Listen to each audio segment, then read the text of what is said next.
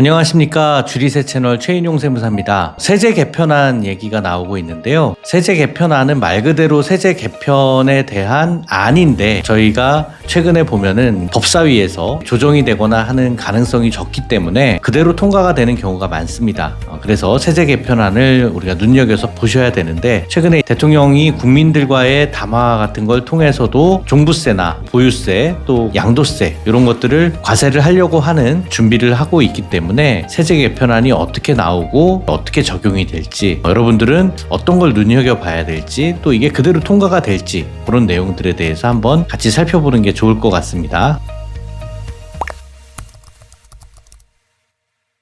그래서 오늘 준비한 내용은요, 종부세 세제 개편안을 통해서 세금이 어떻게 변화가 되고 고가주택자들에 대한 과세를 한다는데 과연 얼마나 늘어날지, 그리고 거기에 대한 대비는 우리가 어떻게 해야 될지, 그 내용을 한번 살펴보도록 할 거고요. 사실은 보유세를 과세를 하게 되면 거래세를 낮춰줘야 됩니다. 대표적인 거래세가 양도세와 취득세인데, 개편안에 대한 얘기가 어떻게 되고 있고 또 앞으로 필요한 건 어떤 건지, 그리고 고가주택자분들이 종부세가 부담이 돼서 팔아야 된다고 한다면 그걸 어떻게 하는 게 좋을지가 취득세 개편안도 같이 논의가 돼야 되는데, 과연 이런 내용들이 얼마나 보완이 돼서 나올지도 잘 보시면 좋겠습니다. 전반적으로 우리 상황별로 절세 전략에 대해서 제가 오늘 대략적인 말씀을 드리고, 구체적인 세제 개편안이 나오면 상황별 절세 전략에 대해서도 더 깊게 한번 계속해서 제작을 해보도록 하겠습니다. 여러분, 그래서 최근에 이제 뉴스들을 보니까요, 매일경제 2026년 8월 2일 날짜로 뉴스가 나왔는데, 중랑구 국평 15억 돌파 나오죠. 호가는 이미 16.5억. 중저가 아파트들이 올라가는 이유는 종합부동산세가 과세가액이 하향해서 14억까지는 종부세를 매기지 않겠다라고 하니까, 여기에 따른 기준시가로 환산한 가액인 한 20억 정도까지는 괜찮겠구나 라고 생각을 해서 지금 시장에서는 벌써 이렇게 움직이고 있는 것 같습니다. 그래서 종합부동산세가 어떻게 움직이느냐 보면은,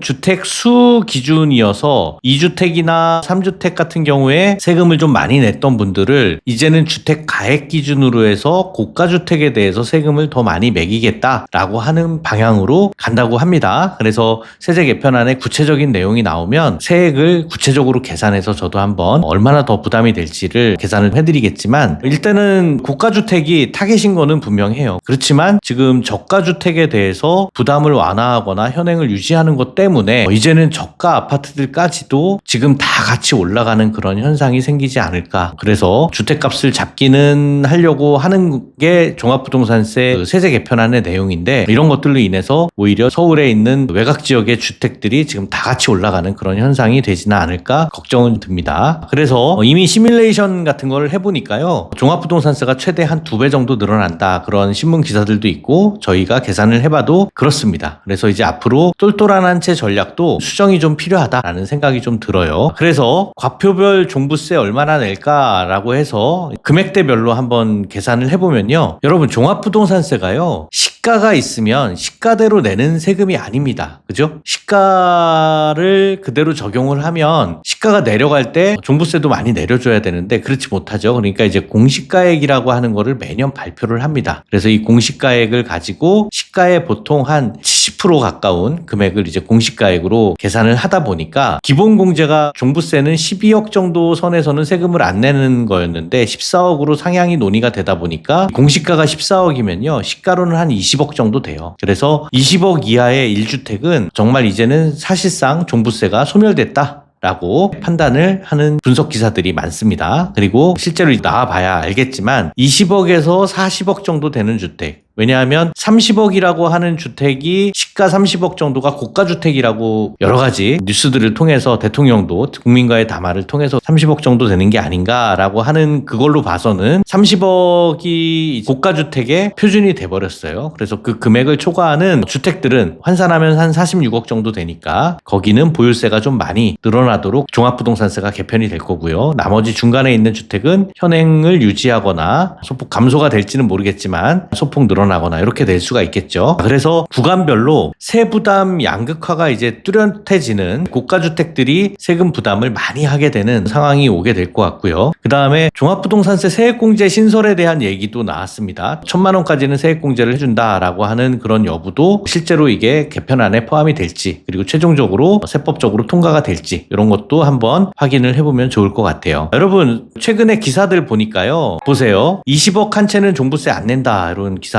기본공제가 상향되기 때문에 그렇다라는 거고, 서울신문에서 7월 29일자로 나온 기사고, 보시면 중앙일보에서 7월 29일자로 나온 기사도 마찬가지로 종합부동산세 기본공제가 14억으로 상향되는 거, 지금 기자들 사이에서는 엠바고로 분석 기사들이 나오는 것으로 판단이 됩니다. 그래서 공정시장가액 비율도 올린다라고 이렇게 돼 있어요. 공정시장가액 비율이 뭐냐면, 지금 종합부동산세에서는요, 이 공시가액이라고 하는 거에 대한 100%를 다 적용을 하는 게 아니라 현재는 60%를 적용하도록 돼 있습니다. 이게 문재인 정부 때 요 60%에서 점점 매년 70, 80, 90, 100 이렇게 올라가도록 해서 과세를 하다 보니까 세금이 너무 많아진 거예요. 너무 힘들다. 그래서 윤석열 정부에서 시행령으로 돼 있는 공정시장가액 적용 비율이라고 하는 것을 60%로 낮춰줬습니다. 근데 요거는 시행령으로 돼 있기 때문에 요건 언제든지 그냥 바로 높일 수가 있어요. 그래서 이 과표를 결정하는 공정시장가액 비율도 주택 수에 따라서 요거를 높이는 것도 지금 개정안으로 나올 수가 있을 것 같습니다. 그러면 세금 부담이 생각보다 많이 늘어나게 되겠죠. 지금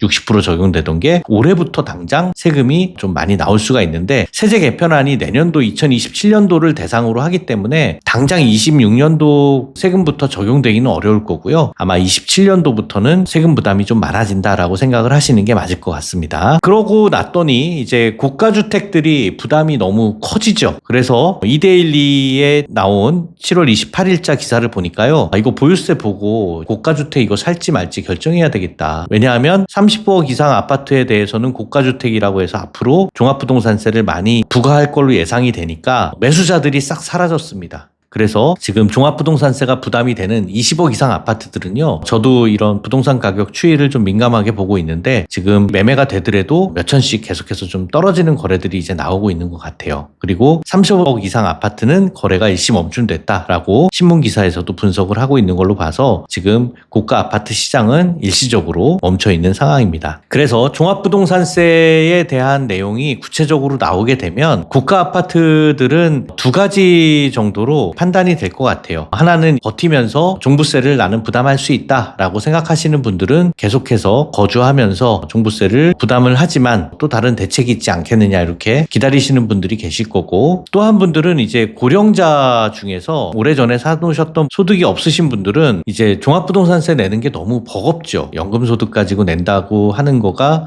굉장히 힘든 일입니다. 그래서 이제는 자녀들한테 물려주거나 아니면 집을 팔고서 그 종부세 부담이 없는 지역으로 이동을 생각하시는 분들도 지금 상담이 들어오고 있습니다. 그래서 처분을 할 것인지 아니면 보유를 할 것인지에 대한 내용들이 앞으로 여러분들이 한 번 더 고민을 하시는 그런 부분이 될 수가 있을 것 같아요. 그러면 양도세 쪽이나 취득세 쪽은 어떻게 변할 거냐, 이것도 좀 한번 잘 봐야 되는데, 일단은 양도세도 거주자들을 대상으로 하는 세금은 깎아주겠다, 장특공제도 손질을 하겠다라고 그렇게 얘기를 했습니다. 그래서 지금까지 나온 얘기로는 장기보유 특별공제, 지금은 이제 보유하고 거주에 대해서 두 개 다 혜택을 주는 40% 혜택을 줬었죠. 근데 여기에 대해서 거주에 대해서만 주는 거를 단일화하는 건데, 거주만 40%로 갈 거냐 아니면 요거를 조금 더 높일 거냐, 요걸 가지고 최종적으로 조율을 하고 있는 것 같아요. 그리고 공제 한도도 얼마로 줄 거냐, 10억까지 공제 한도를 뭐 설정을 할 거냐, 요게 지금 얘기가 나오고 있습니다. 그래서 장기보유 공제가 최대 80% 되는 게 이제 조금 좀 축소가 될 거고, 그러면 사실은 그동안 80%를 인정받으시는 분들이 내년에 이 법이 시행되고 나면 내년에 팔면 당장 양도세가 늘어날 텐데 이거 소고가세 되는 거 아니냐라고 하는 부분이 또 이슈가 될 수가 있습니다. 그래서 그거는 법이 좀 나오고 나서 그 부분에 대해서 어떻게 할 것인지에 대해서 유예 기간을 좀 둘 것 같은데, 그런 부분에 대해서 법률이 나오고 나면 한 번 더 분석을 해드리도록 하겠습니다. 그래서 이거는요, 시행일이 아마 나오게 될 수밖에 없고요. 시행일 전에 양도세 부담이 많아지시는 분들 분들은 반드시 처분을 하시는 게 유리한데 이게 참 정책의 이런 법률 때문에 처분을 해야 된다는 게 많은 분들이 스트레스를 좀 받으실 수도 있을 것 같습니다. 그러려면 집을 팔고 양도세 내고 나면 같은 집을 사기가 어려워지기 때문에 자녀들한테 저가를 양수도를 하거나 아니면 부담부 증여 같은 거를 검토하는 그런 상담들이 벌써부터 세제 바뀌면 어떻게 해야 돼요? 이렇게 물어보시는 분들이 좀 많이 있습니다. 그래서 집을 유지하실 분들은 아마 자녀들한테 주는 쪽을 택할 것 같고요. 또 집을 이제 파셔야 되는 분들, 또 거주를 하지 않고 임대를 줬던 고가주택 가지고 계신 분들은 이 거주 요건에 대해서만 세제 혜택을 준다라고 하면은 거주를 하지 않은 분들은 세제 혜택이 없어지니까 세금 부담이 굉장히 커지잖아요. 그래서 거주를 하지 않았던 고가주택 보유자분들이 제가 볼 때는 세금 부담률이 좀 굉장히 더 커지지 않을까. 그래서 이분들이 굉장히 조심해서 주택을 처분해야 될지 말지를 빨리 판단하셔야 되는 분들이라고 생각이 듭니다. 그래서 양도세가 어떻게 구체적으로 바뀔지 이런 것들 한번 좀 눈여겨보시고요. 전반적으로 보유세는 낮추고 근데 고가주택은 올라가죠. 또 거래세는 낮춰야 되는데 취득세가 또 어떻게 중과세가 완화가 되는 게 나올지가 또 저는 관건이라고 봅니다. 왜냐하면 증여를 하려고 하더라도 다주택자 분들이 증여를 택하지 못한 게 뭐냐면 증여취득세가 13%가 넘어가거든요. 그러니까 요것도 굉장히 어떻게 바뀔지가 관건인 것 같고요. 또 양도세를 지금 중과를 완화를 끊고 세를 시작한 지가 얼마 안 됐지만 다시 또 중과 완화를 또 한시적으로 해야 되는 게 아니냐. 이런 것들이 저는 정책적으로 좀 아쉬운 게 보유세를 올리겠다라고 해서 얘기를 한번 해놓고 사람들이 먼저 이제 고가주택을 팔아야겠다라고 했었을 때 양도세 중과세도 어느 순간에는 막힌다라고 하는 정책적으로 기간을 좀 여유를 둬서 진행을 했었으면 여러분 어떻게 집을 사고 파는데 세입자도 내보내야 되고 또 다른 집도 알아봐야 되고 어떻게 이게 몇 개월 만에 될 수가 있어요. 그죠? 1, 2년도 굉장히 어려운 일이죠. 그래서 이런 정책들이 장기적인 플랜을 가지고 국민들이 안정적으로 세법을 적용하고 기대를 할 수 있게 해주는 게 저는 필요하다고 생각이 듭니다. 그래서 지금 다주택 중과 유예가 정상 적용이 되고 있는 그런 시기이기 때문에 여러 가지 부작용들이 팔지도 못하는데 중과세까지 때려버리겠다고 하니까 다주택, 고가주택 분들은 굉장히 당황하시는 상황이 될 수밖에 없는 것 같습니다. 매일경제 7월 29일 날 나온 뉴스를 보니까요. 5월 9일 날 종료됐던 다주택자 양도세 중과 유예를 다시 한시적 조건부로 도입하는 방안이 논의 대상에 올랐다.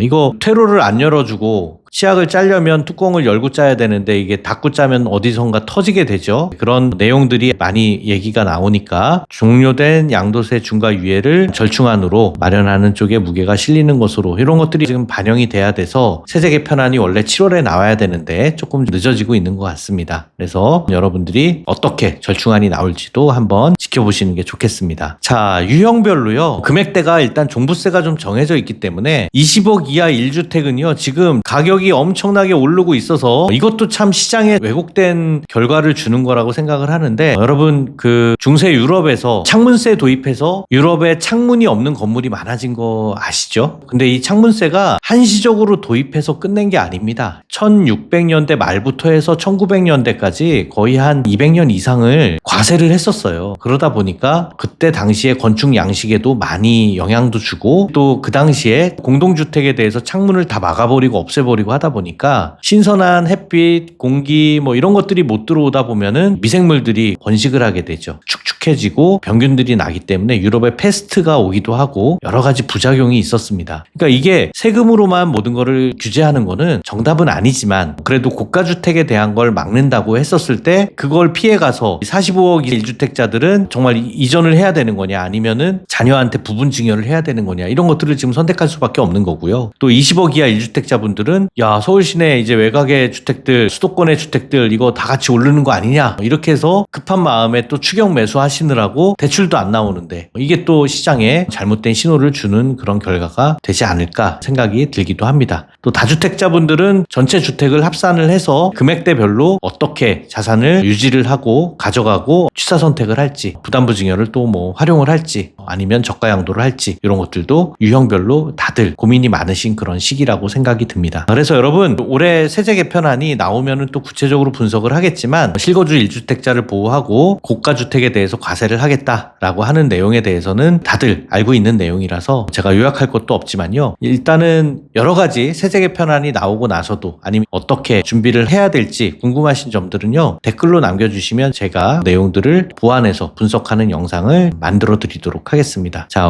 어쨌든 고가주택자 분들이 앞으로 어떻게 해야 되는지 여러 가지 고민들이 많으실 건데 상담을 하다 보면 농담처럼 이렇게 여러 가지 얘기가 나오기도 합니다. 뭐 이혼을 해야 되는 거 아니냐. 이제는 부모 자식 간 다 같이 한 집에 살아야 되는 거 아니냐. 그래서 일부를 증여를 해주고 손주까지도 태어나면 자꾸 증여를 해주고 나눠줘야 되는 거 아니냐. 이런 얘기까지도 나오고 있을 정도로 이번 세제 개편안이 우리 주택과 가족들의 구성원의 삶의 방향에 여러 가지 영향을 줄 것 같습니다. 부디 좋은 영향이 주는 개편안이 되기를 바라고요. 오늘 주리세는 여기까지 말씀드리겠습니다. 내용에 도움이 되셨다면 구독과 좋아요 부탁드리겠습니다. 감사합니다.